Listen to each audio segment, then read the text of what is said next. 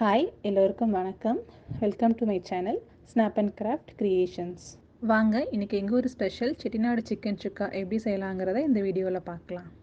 அதுக்கு தேவையான பொருட்கள்: சிக்கன் 1/2 கிலோ, சோம்பு 1 டீஸ்பூன், சீரகம் 1 டீஸ்பூன், மிளகு 1 டீஸ்பூன், மல்லி 1 டேபிள் ஸ்பூன், வரமிளகாய் 7, காஷ்மீரி மிளகாய் 3, பிரியாணி இலை 1, கிராம்பு 4, ஏலக்காய் 2, அன்னாசிப்பூ 1, கருவேப்பிலை தேவையான அளவு, வெங்காயம் 1, தக்காளி 1, பச்சை மிளகாய் 3, உப்பு தேவையான அளவு, இஞ்சி பூண்டு விழுது 1 டேபிள் ஸ்பூன், எண்ணெய் தேவையான அளவு, தேங்காய் துண்டு 8.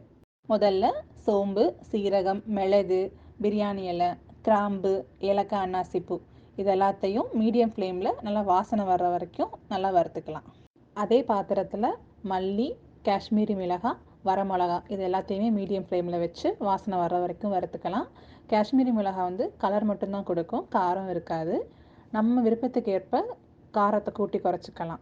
அதே மாதிரி தேங்காய் துண்டுகளையும் போட்டு நல்லா ட்ரை ரோஸ்ட் பண்ணி ஒரு தட்டில் எல்லாத்தையும் எடுத்து ஆற வச்சுக்கோங்க. ஒரு பாத்திரத்தில் எண்ணெய் ஊற்றி எண்ணெய் காஞ்சதும் நறுக்கி வச்சுருக்க வெங்காயத்தை அதில் போட்டு வெங்காயம் நிறம் மாறுற வரைக்கும் வதக்கிக்கலாம். வெங்காயம் வதங்கினதும் கருவேப்பிலையும் பச்சை மிளகாய் 2ஐயும் சேர்த்து நல்லா வதக்கிக்கலாம்.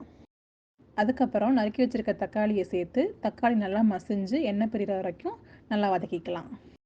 வெங்காயம் தக்காளி நல்லா வதங்கினதுக்கப்புறம் இஞ்சி பூண்டு விழுது சேர்த்து இஞ்சி பூண்டோட பச்சை வாசனை போகிற வரைக்கும் நல்லா வதக்கிக்கலாம். வெங்காயம், தக்காளி, இஞ்சி பூண்டு இதெல்லாம் நல்லா பச்சை வாசனை போய் எண்ணெய் பிரிஞ்சதுக்கப்புறம் கழுவி சுத்தம் பண்ணி வச்சுருக்க சிக்கனை நம்ம இப்போ உள்ளே சேர்த்துக்கலாம். சிக்கன் சேர்த்ததுமே சிக்கன்லேருந்து தண்ணி வெளியில் வரும். அந்த தண்ணியிலே வந்து சிக்கன் வந்து பாதி வெந்துடும். வறுத்து ஆற வச்சுருக்க எல்லா பொருளையும் ஒரு மிக்ஸி ஜார் எடுத்து அதில் போட்டு நல்லா நரன்னு பவுட்ரு மாதிரி அரைச்சி எடுத்துக்கலாம். அரைச்ச அந்த பவுடரை இப்போ நம்ம சிக்கன் கூட சேர்த்துக்கலாம். இந்த பொடியை சிக்கனில் சேர்த்ததுக்கப்புறம் மீடியம் ஃப்ளேமில் வச்சு தான் குக் பண்ணணும். நம்ம ஹை ஃப்ளேமில் வச்சு குக் பண்ணோம் அப்படின்னா சிக்கனில் தண்ணி இல்லாததுனால சீக்கிரமே அடி பிடிச்சிரும். அதனால் இந்த பொடி சேர்த்ததுக்கப்புறம் மீடியம் ஃப்ளேம்லேயே வச்சு நல்லா பச்சை வாசனை போகிற வரைக்கும் நம்ம குக் பண்ணி எடுத்துக்கலாம். பொடியோட பச்சை வாசனை போனதுக்கப்புறம் தேவையான அளவு உப்பு சேர்த்து நல்லா பெரட்டி விட்டுக்கலாம்.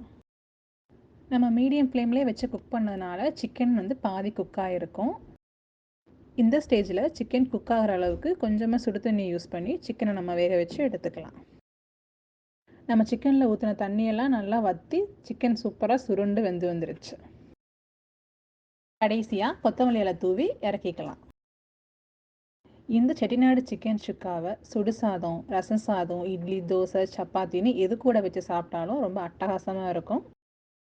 இந்த காரசாரமான செட்டிநாடு சிக்கன் சுக்காவை கண்டிப்பாக உங்கள் வீட்டில் ட்ரை பண்ணி பார்த்துட்டு உங்களோட ஃபீட்பேக்கை கமெண்ட் செக்ஷனில் சொல்லுங்கள்.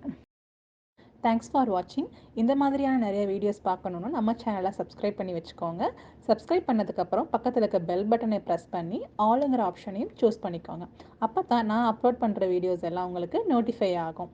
இன்னொரு அழகான வீடியோவில் சந்திப்போம். அது வரைக்கும் பாய்.